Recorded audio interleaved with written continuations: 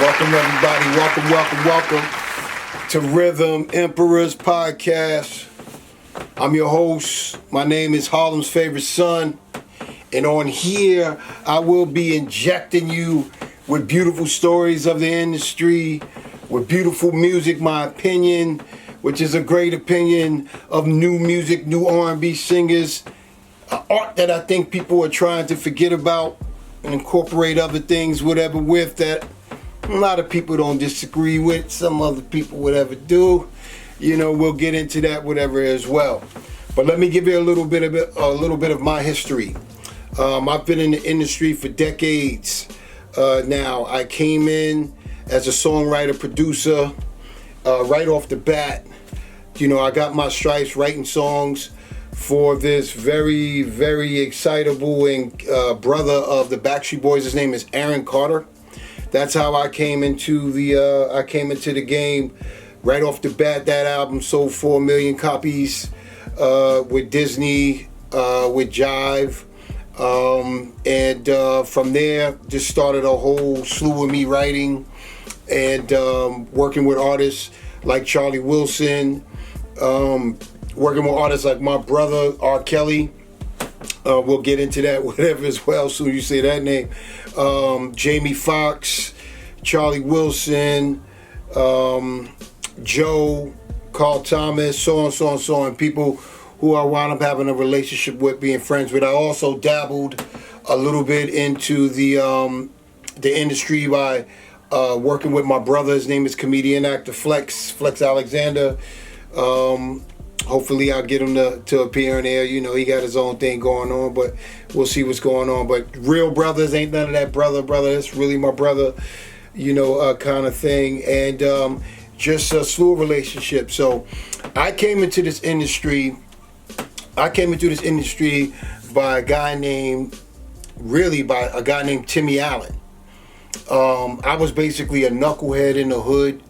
Run around up in Douglas, in Harlem, on 102nd in Amsterdam. Frederick Douglass. Actually, that's all on the news right now. My projects, but I was born and raised in the Polo Grounds. To be exact, I was born and raised in the Colonials. Colonials and the Polo Ground projects. They connect, which used to be Willie Maysfield. And they kind of connect. So I actually came from, I was born and raised there. I was born in Presbyterian Hospital. Everybody know that, 181st, you know, whatever, uptown. And from there, I moved down to Douglas. But we get into that, whatever, as well, in regard to all my history there. So again, just grew up with a mother around music and a bunch of music, but I was introduced into the industry from a guy that I met in Frederick Douglass, who was looking out for me. I was a knucklehead running around strapped up, you know, hustling, just trying to find anything, you know what I'm saying, to feed myself. I was a young kid. I was a young father, you know, at that time, so I was doing anything I had to do to get it, like a lot of kids, whatever were. But he seen something, whatever, in me. His name is Timmy Allen, by the way. Timmy Allen is also a songwriter, producer, in his own right. #1 hits with Glenn Jones. We've Only Just Begun. He wrote big records with Stephanie Mills. He also, we'll get into this too, he wrote a record for High Five, #1 record with High Five.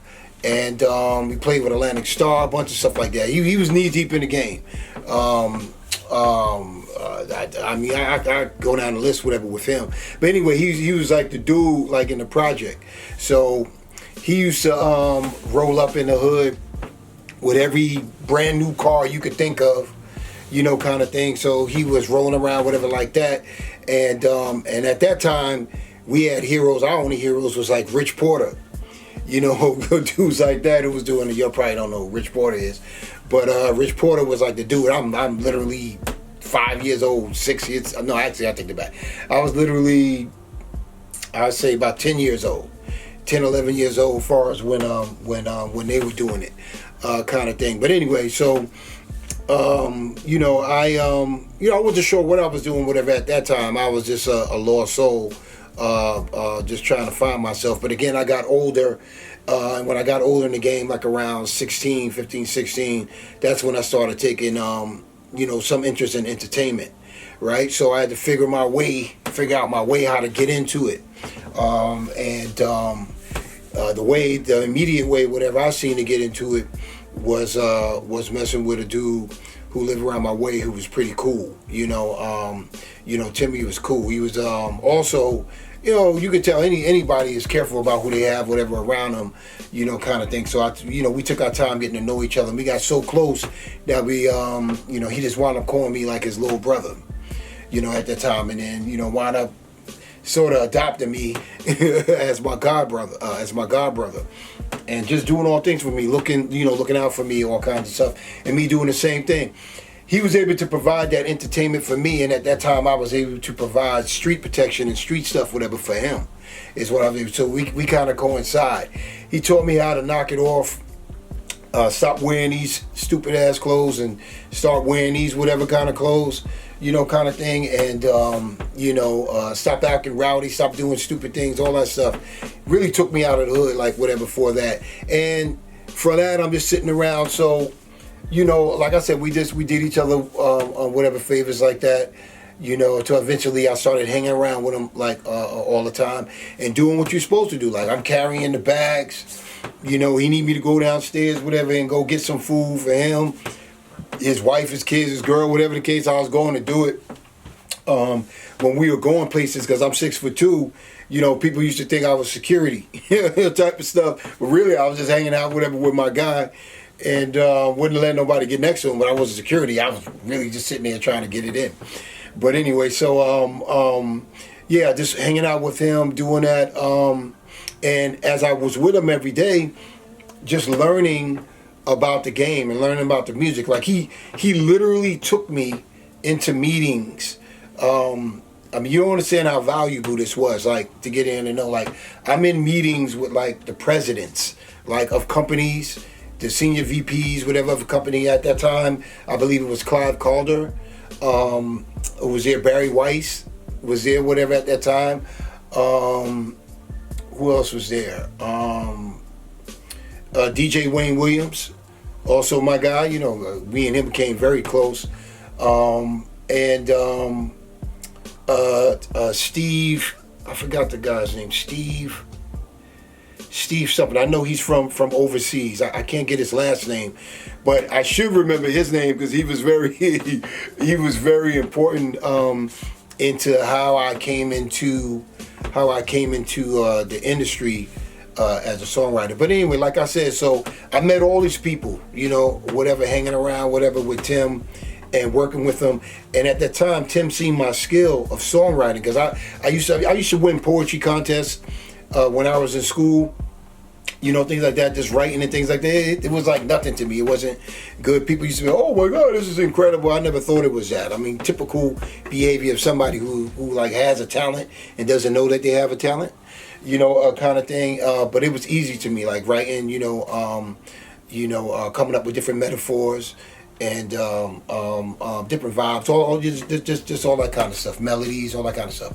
So anyway, he used to task me, with stuff and be like, yo, here's a beat, just write to it, just write to what you feel, kind of stuff. So I used to write to it to a point where I was just writing with no structure, and then he gave me song structure, whatever from it, showed me how to do a first verse to a chorus, to a bridge, all that kind of stuff. Back when we used to do bridges, R&B lovers, they know what I'm talking about. People rarely do bridges anymore, kind of stuff. But he used to task me with stuff like that to write, and that's how I craft. Now, I was just like a junkie to it. I used to come over the house, like, to the house/studio, like every day.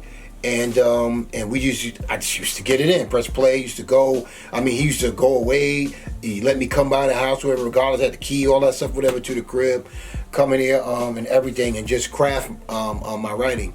And I wrote all these songs, whatever kind of stuff. And one day I wrote something that was like cool, And then he was like, okay, he did the regular, yeah, whatever, when I'm playing stuff, and as I think about it now, it was trash, but I thought it was fire. It was foolish, but I thought it was fire. But it was foolish as I listened back to it. So anyway, listening to him, following the structure, of what it took, whatever, to make a hit record, not a demo, because there's a big difference from a hit record and a demo. I had to learn that as well. We'll go into that too later. So did it, and then wound up writing a bunch of songs for this artist named Joe, and then wrote a bunch of songs for High Five, and I don't know. It just took off, whatever, from there. Just from song to song, all that kind of stuff like that. We wound up doing some great things. But again, like I said, I have to, if I'm gonna start anything in regards, whatever, with music, I always start thanking the people who were very pivotal as far of just very important, just of teaching me and starting me to me. There are a few guys now, but I'm just going to start with the very beginning, and the very first guy, whatever, was this guy Timmy Allen, who's amazing. I think now he's Philly born. I think he's Jehovah, whatever Witness, but you wouldn't tell. Keep that secret. The man was a beast. I just got to tell you that alone. Taught me how to be a beast, whatever as well. But yeah, so Philly born, all that stuff like that, and just really put me on. Like, he put me on, took me out and put me on. I would be playing myself if I ever said that wasn't the case, right? So that was the case. But let me tell you how. Let me tell you real quick how it happened. How it came on for me to get my moment, which is crazy, right? So this is after tons of this is a bunch of trips, and this is me contributing also, whatever, to his writing. Because again, he was an older guy. He's older than me. I won't be like way older than me. He's older than me. Kind of stuff. But I brought that youth, whatever, to him, and those lyrics, that energy, all that kind of stuff, to help him, whatever, create as he was creating, because he was a wonderful creator. Like I said, he can take from all kinds of aspect of life and put it into like a song, which is how I learned, whatever, to do it. So I used to just give him that part of it, right? So after just years and years, whatever, of doing that, whatever, with him, it's always that one opportunity, whatever, that pops up, right? And that one opportunity, whatever, came. There's a few that came, but this one was the one, whatever, that came. And this was the one when he was, because he was knee deep into the Backstreet Boys. He wrote all the stuff, whatever, for Backstreet Boys, and things like that, and vocally producing them, all that kind of stuff like that. Like I say, he taught me all that as well. But we wound up going to the label. He had to go to the label at that time. It was Jive RCA on 27th, 28th, to 27th, like that, whatever street in Manhattan. So we wound up going down to the label, and he had a meeting, and we went to the studio, and that's where Steve was there. I forgot his last name. I'm sorry, Steve, if you've seen this. I'm sorry, I forgot his last name. Steve was there. Eric Beale was there. Peter Thea, I believe, was there. Peter Thea, he's also a big wig there. Clive Calder was there. And this is the guy, the owner of all things, a billionaire, South African billionaire. He owned the whole thing. He was there. And Paul Humbach was the producer. And he was there, the mixing board. And they just, they were meeting, and they were trying to finish up the album. They needed a few more records to finish up the album. And they were all sitting there, and they were just like, just deliberating on what they should do and what they shouldn't do, kind of stuff. And then Steve told Paul to put on the track, whatever they had, and he was talking about how much they loved it, because with them, they didn't play. Let me tell you something. Like, when it came to what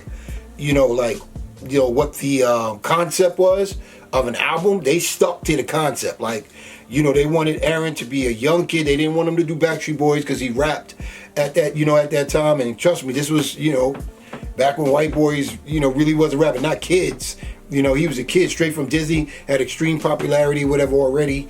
You know, right off the rip. So they were concept orientated. Trust me, over there. So, you know, they wanted to stick to the script. So Steve told Paul, put on that track again. You know, whatever kind of stuff, and they just started playing the track. You know, and bumping the track, and it was, and to me, you know, I'm from the hood, man, so it's corny as hell. You know what I'm saying? Like listen to the track, I'm not even gonna lie, it was absolutely corny, right? But they, you know, they were selling millions of records, you know, so it didn't matter for whatever. I think he was selling millions of records. Now I'm there, you know, I'm always there, serious face, I'm on the side, I'm just holding the bag. You know, whatever, holding, you know, Timmy's bag, like, you know, like I usually do, you know, kind of stuff. And you got Clive Carlton, if anybody knows him, he's sitting there with that air guitar, like playing and shit like that. And, you know, and they groove into this ridiculously corny beat, right? So, and they just was going over and over again, and they just sitting, I'm telling you, it was moments of silence, you know, sitting there. Even Tim was like stuck, you know what I'm saying? Like, listen to that stuff. So then, you know, I don't know what possessed me to do it, right? Because I'm usually quiet. I don't be saying nothing, right? But I don't know what possessed me to do it, but I did it. And for some reason, I just popped up and I said, man, I could write to that. That ain't nothing. I could write to that. I mean, I'm talking about when it was silent. Can you imagine? It's all silent.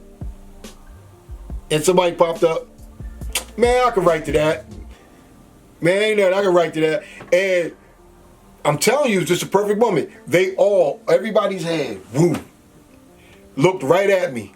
Like it was me on the stage alone with the spotlight in this studio, at Battery Studio. And it's me on the stage, whatever, alone, and pointing, looking at me. And actually, we weren't in Battery Studio.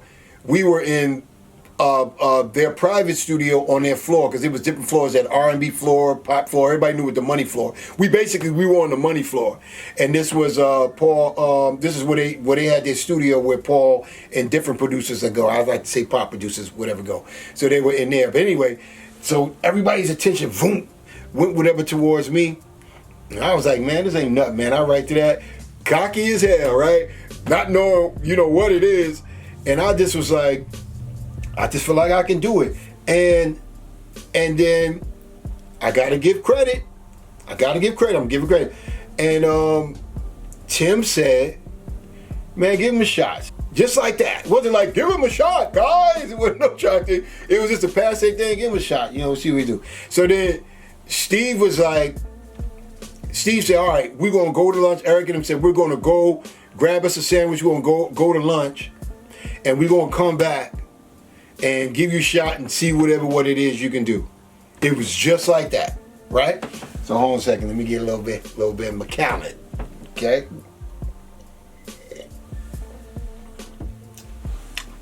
Yum, yum. So anyway, so Steve said, we're gonna go to lunch, and then we're gonna come back, and we're gonna see what you can do. You know, we're gonna see what you can do. So they left, and I was just like, whatever. So, you know, I listened to the beat a few times, because again, I was already a rapper. I was already rapping, I was already a poet. Like, I had no problem putting words together. And this thing was like, you know, I couldn't be hood, whatever, at all. So, to be honest with you, I just try to mock the corniest thing that I could do. Like, at that time, corny to me was Will Smith. Sorry, Will, you know you had to deal with it.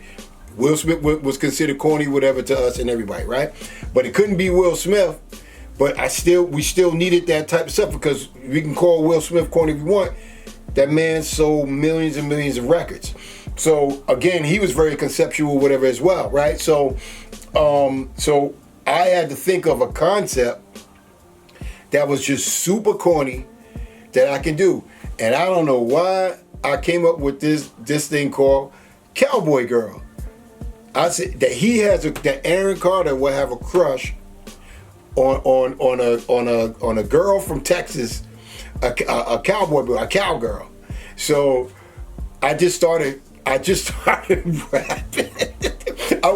I said, yo man, I'm going to booth. So I went in the booth and I just started rapping like some shit that I know if I played for the homies, I would probably be shot or thrown out of or drugged by the back of a truck out of the hood.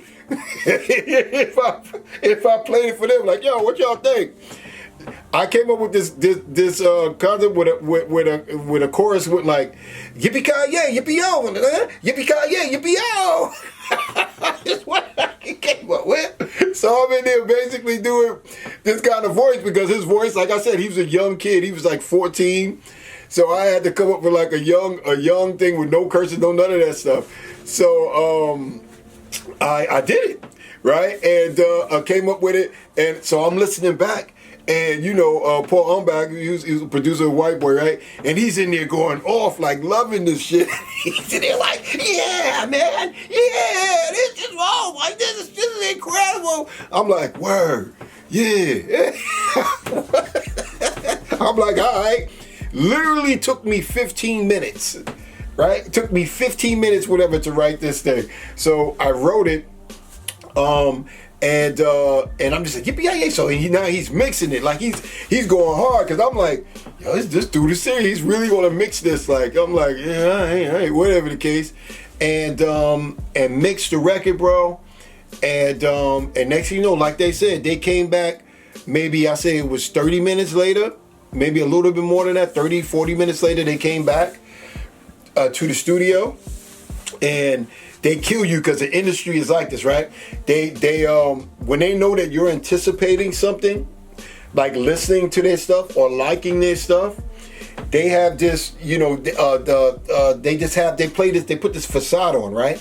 And they try to act like they're not even like thinking about you or thinking about what they're really there, whatever for. So they start having other conversations about other stuff while I'm sitting on the couch and I'm sitting there stewing. I'm like this, you know, not letting them see, and I'm sitting there stewing, right? So I'm like, all right, let's see who's gonna play the goddamn song. Let's see what's going on. You know, the whole time I'm stewing, like, so waiting for them to play it. And eventually they get down to play it. I said, all right, let's see what this guy had. And then Paul, I give it, well, you know, of course he's going to sell it because it's his production, but he definitely sold it. He said, all right, he said, this is about to blow your socks off, is what he said. And he pressed play, and man, woo, that thing came in, and just started bopping. And next you know, like they were in the back, like I said, like they were back by the couch. At first listening to it, I started rapping like thing to it, and you could just see their head, you know, because they all, you know, white boys like all off rhythm, but they grooving and shit, and going to it. And next you know, they started going closer to the board, to the mixing board. They started going closer to the mixing board and stuff like that, man. And then Peter said, turn it up, man, turn it up a little bit. And he turned it up, boom, boom. I was like, oh, I think they liking it. So I'm dying. Like I said, remember, this is years of just doing what I had to do to be in this one position, to be at this one opportunity. And I'm sitting there and I'm just dying, right? Like I could feel nothing. I just ate, but I could, my stomach was empty, right? And just listen to it. And then it got to the end of the song.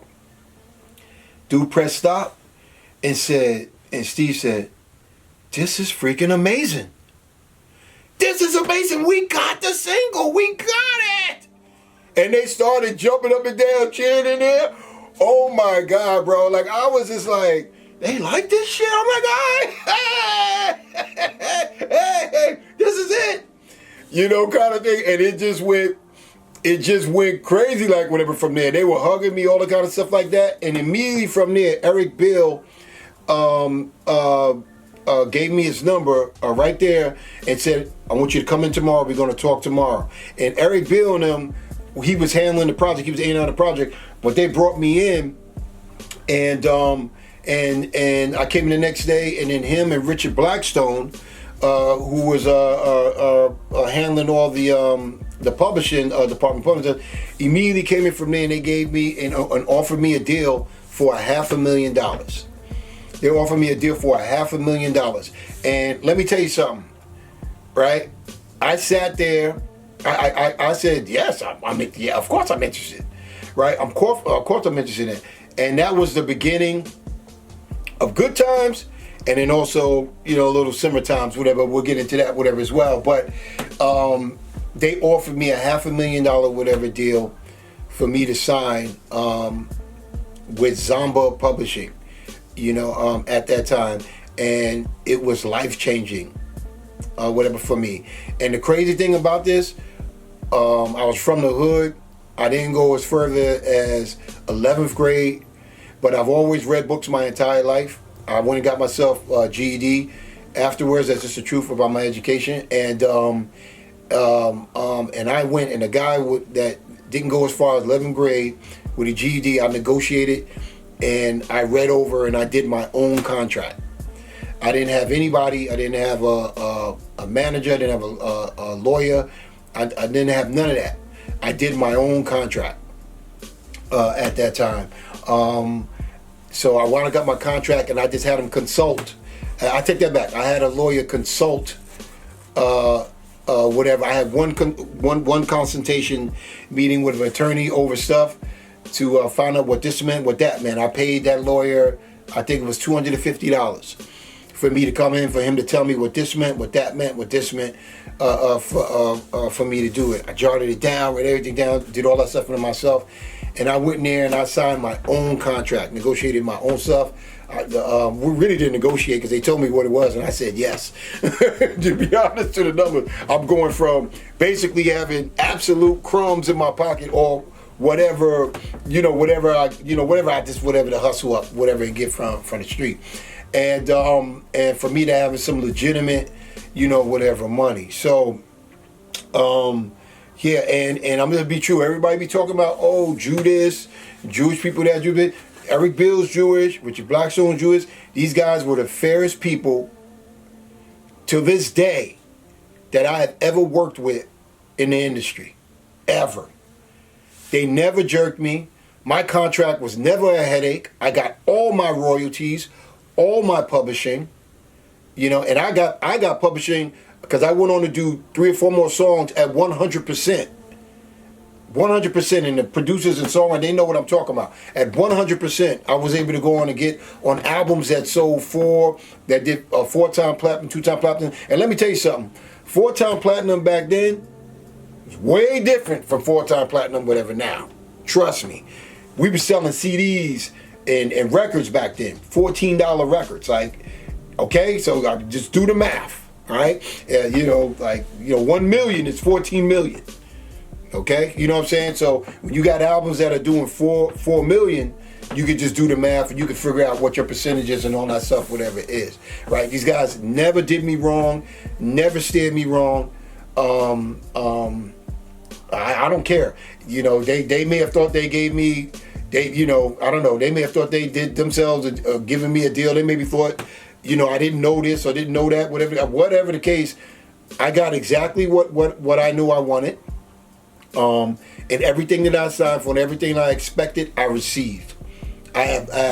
So don't go off that. I tell you that right now, and we'll talk about that also, as we go further in this. So, we'll talk about, trying to be, I'm going to deal with this label because this is a black guy. Don't play that. Business is business, and you got to remember that. And personal is personal. You got to remember that, okay? Because I'm black don't mean that I need to be tied to somebody black. All the time. I'm here to do music. Music for me is for the world. It's for the world. Even these rappers right now, all this stuff, the Diplos and the Futures and all, they're selling mass records to a wide audience. These guys will break their neck to be on iHeart. All I'm saying is, don't fall for the okie doke. I mean, I'm not saying who not to be with, I am saying who not to be with, but I'm just saying just go with what works best for you. It could be a brother or a sister who's dope. It could be that.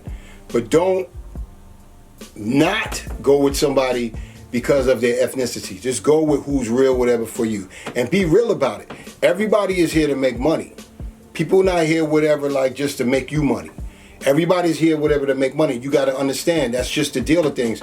And then you need to also understand that you're not going to be getting the same thing that other people are getting. You got to walk, or you got to crawl before you walk. You know, and that is the same way, but I don't care. It could be music, it could be a corporate, you know, you could be working at Wendy's. You flipping burgers before you the manager, okay, and telling people to flip burgers. That's just the process of life, all right? And you have to accept that. You have to humble yourself. You know, you have to humble yourself to do it, which is what I did. It was my all those years of humbling myself and knowing that this is what I have to put in that work. Because wherever you're going to, whatever industry, whatever you're trying to, you're going to, there are people who were there before you, and guess what? They had to do the same thing. They had to humble themselves, whatever as well. This is just a fact, okay? And that is what this is about. That is what music is about. That is what business is about. And you know, you can't let friends, whatever, hype you up. You can't let them hype you up. You can't be like, oh, he's jerking you. Oh, he's doing this, doing that. You don't do that. You know, the people like when you going back home and they trying to give you this sort of constructive criticism, like, yo, if you listen, they're not even doing this. This is what. That's what you need to tell them. That's what you need to tell them. When they sitting there trying to tell you, oh, yo, don't mess with him, don't do this, when you know this is what you should stop. That's what you tell them. Don't play yourself. Or you'll be by yourself and left with yourself. I'm telling you right now. Do your business. Make the best deal, whatever that's there for you and your family, and go on. And like I said, it's always about getting a little bit before you get a lot. If you have that mentality, there is nothing you won't be able to do, whatever, in life, period. You got to work for it. Everything that doesn't happen, whatever, like this, it just doesn't happen like that. You have to work for it, whatever, in life, and get there, and you have to humble yourself. I can't stress that enough. You have to humble yourself before you get whatever to that cake and whatever you're doing. So anyway, I did all that, whatever, in music, and I got there, you know, and I got to, you know, the so-called whatever mountaintop. But what's crazy what happened is, soon as I get to that mountaintop, as you know, they said more money and more problems, you know, right? So, you know, I get into this thing, and then I wound up going over to my mentor's house. And I told you he is, Timmy. I go over to my mentor's house, and we are there, and you know, and then it was some project going on or something, whatever, that needed to work. So I just was going over there, you know what I'm saying? I went and did this thing, but I'm gonna finish up what I got going on, you know, whatever here. Actually, no, you know, I got busy. I started doing some other stuff, to be honest. You know, after that deal, because then Eric Bill and Richard Blackstone, they put me on the Aaron Carter project, and I started to do more. Shortly after that, I wound up going to Orlando. I had to go to Orlando, and I was there for a while because they put me, Eric Bill and Richard Blackstone put me on the Aaron Carter project, because again, it was more songs that needed to be done. So I wound up going out there, and which was supposed to have been one day, you know, two the most, wound up being like a week or 2 weeks, you know. So I'm out there because, you know, I wound up linking up with Aaron, and me and him got along crazy. He just loved it. He loved my production. He loved how I had him sounding and rapping and things like that. So one project ended up being 4 projects, you know, which was crazy. I was good like that. Social skills, you know, whatever I've learned just from being around in the industry, like whatever learning that. So I did that, and you know, then I haven't seen Timmy in a while, because Timmy's doing his thing as well as I'm doing my thing. We haven't linked up in a while, and then what wound up happening is I go over to his house, one of his apartments. He had another one way uptown in Harlem on 130th. So I wound up going up there, and and to write, to finish, some other stuff that we were doing. Because it's still my man. I mean, we hang out, like I said, every day, smoke, drink, all that kind of. I mean, we always hanging, like doing what we got to do. So I go there to see him, and then we writing, and then the energy just was weird, right? It was weird, right? So I'm like, yeah. So we writing and we cool. I'm there, typical stuff. I'm there with the project, and he's walking around the apartment and stuff, and it just was weird. And I'm just like, and at that time, everybody know me. My temper wasn't the greatest. At that time, and I'm like one of those guys that will do it. Like everybody be talking, but I will do it, and people who know me know. They know, like, it ain't no front end. I'm not trying to be no tough guy, I swear it all, but everybody know that I'm one of the guys that will actually do it. So this is my man, and I'm like, it's strange territory for me, like, really. And I'm just like, all right, cool. All right, T, I'm gonna holler at you, in a minute. Like, I can't really come up with anything. I'm gonna holler at you in a minute. So I leave, right? I go down, and I get get in the cab and go home, because like I said, even though I got $500,000, didn't buy a car, didn't do none of that stuff. All right. So anyway, get in the cab and go home, and then I go out to eat, and then he calls, and while he calls, but I'm eating, and I'm with company in front of me, so I didn't do it, and then he left a voicemail. So I look and I see that there's a voicemail. And when I say it's a voice, I'm talking about it's a long voicemail, right? And, without just going too deep, whatever in it, I'll just get to the thick of it. He was like, yo, I really feel like, you learned everything, whatever, from me. And I feel like you should be giving me some of that money.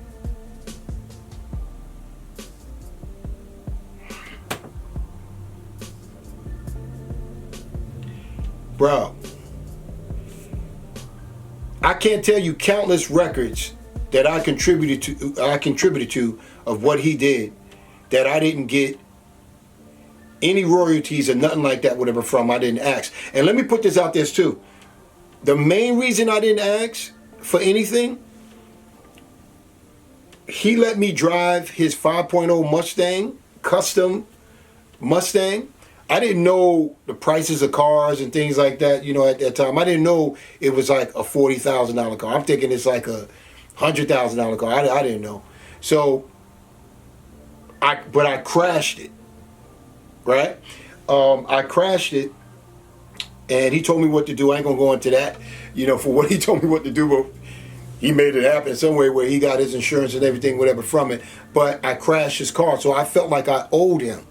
And I ain't no felt like I owed him, like whatever. Before that, it was no question about that, whatever, to me.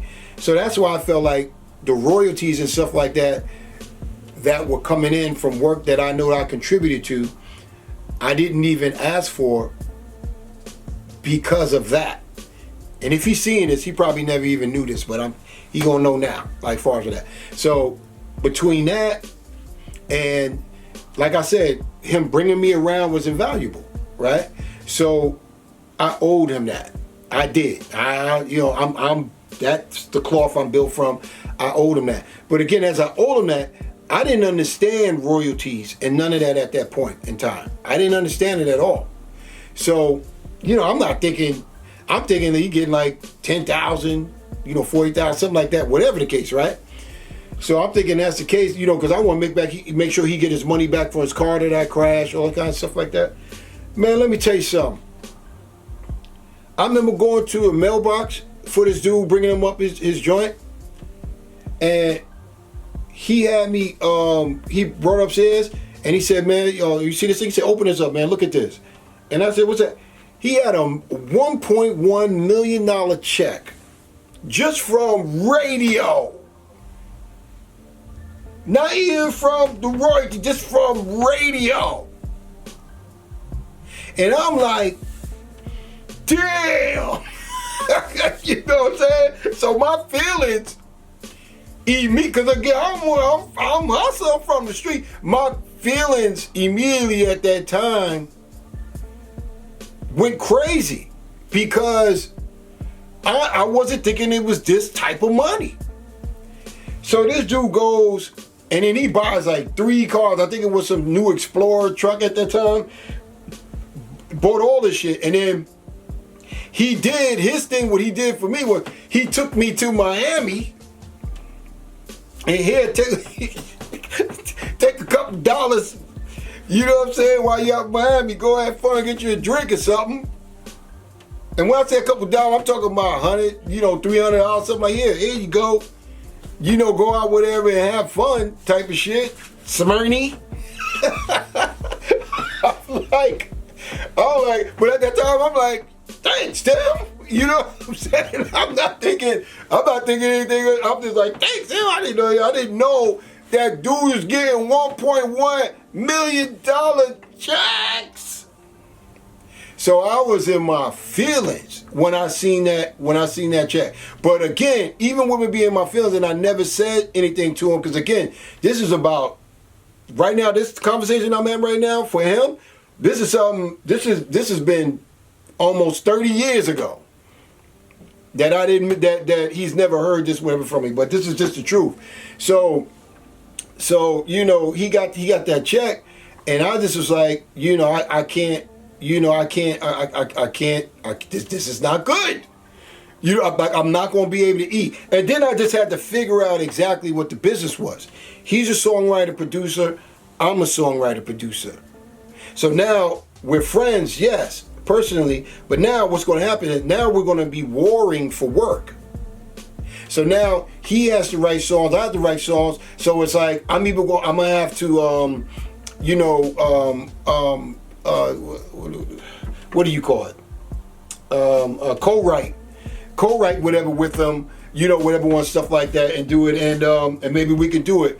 But again, he has a family too. This man had kids, so that's money coming out of his pocket. So I just felt like it just was over, and that's when I went off into my own whatever, and I didn't see him whatever for a while after that message, him asking me. For money, because I felt like I already paid my dues, and I paid him for. I just thought that was way out of line. Especially all the stuff I ain't gonna go into, just the personal stuff like getting people beat up, beating people up, putting my life on the line, all kinds of stuff like for all sorts of things. It was nothing. It's nothing he would have never asked for that I wouldn't have done, right? And pretty much almost like to this day, I still have love for the guy. So it still wouldn't be like that, but that's what it was, So, so I had to go off whatever and do my own thing after that, after understanding what royalties and stuff like that meant. And that was a lesson that I had to learn. And again, it was things that I agreed to. That's why I can never hate him, because it's what I agreed to. It's what I agreed to. It's I'm owning my own stuff. You have to be humble about that, owning my own stuff, right? So, but that's when he and I, we sort of went apart and went our own ways, right? And for me, it was a lot, because I was in this, you go from seeing somebody every day, right? It was just different, whatever from that. So I left him, and then I started to venture off into to other things, and I really got buried into my craft. I took my money in and I moved to Atlanta, Georgia. Actually, no, I didn't move to Atlanta, Georgia yet. I just this is when I was sorting out exactly what I needed to do to be able to get my own clientele, because everything again at that time I was walking in and doing everything whatever with him. So since then, when I went into my own meetings with Eric and them, then I started making my own relationships in the building, and started going around. Because again, like I said, I started with the very first thing I did ever in the industry. I went and I got a bag of weed for Billy Ocean, because Timmy Allen was producing Billy Ocean. So Billy said, man, he said, man, I cannot function without my marijuana. I need marijuana type of stuff. So I said, man, I can handle that for you. So I went out there and I got him a big ass bag. That was my first my first transaction as far as in the industry. I'm sorry, it just the truth. Whatever for it. And I still haven't seen Billy since that day. He probably wouldn't even recognize me. I probably was like 5'5" at that 5'6". Now I'm like 6'2". So like whatever. So he probably wouldn't even recognize me, kind of stuff. But yeah. So that's just a thing about. It's just an industry, of what you have to just what you just have to just learn to be prepared for. Far as when you're getting in there, you can you're gonna go to the top, hopefully, and that doesn't mean that you're gonna be able to take everybody with you all the time, and it's just about it being your time and it being their time, because again, father, what they call it, father time is a bazillion 29 6 and 0, never loses. So when you get too old, you're always going to be warped out, and the older people don't always accept the younger people, whatever, in, because again, rightfully so, you're taking their job, their livelihood, their money, their stuff, and it's just something that you just have to be prepared for, even for yourself. Even as I got older in the game, I had to make room, whatever, for younger people, whatever that were coming up, whatever behind me, helping who I thought whatever was really good, whatever not. And like I said, when it came in that field, we'll get into that, whatever, as well. But I'll tell you how much I got screwed over, how much money I lost, how much money that I lost. Because again, you can sign somebody, but when they change their mind, baby, they change their mind, and ain't nothing you could do. You can't sue them because they broke. So you ain't gonna get your money back, kind of thing. So that is, my introduction to the industry, though, not to get off point, my introduction to the industry was that way. That's how I came into the industry, just by paying my dues and finding that perfect time and timing for me to be able to shine, right? To be able to shine. But I had to be on point, because that could have went way left if I would have put out some trash. They'd have been like, get out of here. And that'd have been it. I wouldn't have been able to, because that first impression is everything. After you do that, like, you can't go back. It's really hard. I mean, I guess it can happen, but it's really, really hard to try to go back in there and try to say, oh, no, but listen to this one, listen to that. I'm good, homie. Because I'm already labeled trash, But the fact that I was labeled good, when I came in there, Eric Bill and Richard Blackstone, they introduced me to everybody. They put me on, everybody put me on. And guess what they asked for, by the way? They asked for nothing. No kickbacks, no nothing. They asked for nothing. Not even a celebratory drink, a champagne, even though I brought it up there anyway. And we had one, but didn't even ask for that. Didn't ask for anything. Like I said, those two guys were the best guys that I have ever did business with. And I've done a lot of business in this industry, a lot, right? But they were the best guys to me, and they took care of me. You have a guy with hardly any education, with no representation, right? Coming in on my own. And Rich, they explained the stuff to me. They answered every question of mine and gave me the greatest deal I ever had. The greatest. I took my mother out of debt. It was the greatest deal I ever had. Greatest deal that I ever had, right? And started me into the industry. And again, since then, I've been on the search for finding someone who can be that authentic and sincere that I can work with, and we can get rich together. And I found a couple, and we'll talk about that, whatever, as well. We'll talk about that as well. But that is my introduction to the industry, and that is how I started this R&B quest, a la rap quest. Even though I started with rap, It was basically R&B. It was so soft, like, trust me, like, it was so soft. And but I started with that, and then I was able to go into my true love, which is R&B, and that was my introduction to music. To entertainment is another thing. We'll talk about that too again on another podcast. But my name is Harlem's Favorite Son. This podcast is called Rhythm Emperors. Only the gods of music, whatever I want to hear, and it doesn't mean people who already did it, even if they knew, I could hear it in their voice. How church people sometimes say that voice is anointed. I like to feel like they're emperors when I hear their certain vocal tones, melodies, writing ability, all that kind of stuff. Don't have to be super famous. I can just hear it, and I'm going to mention your name on here. You can believe that. I'm going to give you love. I'm going to show you love. And I appreciate your time, whatever happened, and I'm going to see you guys on the next podcast. Peace.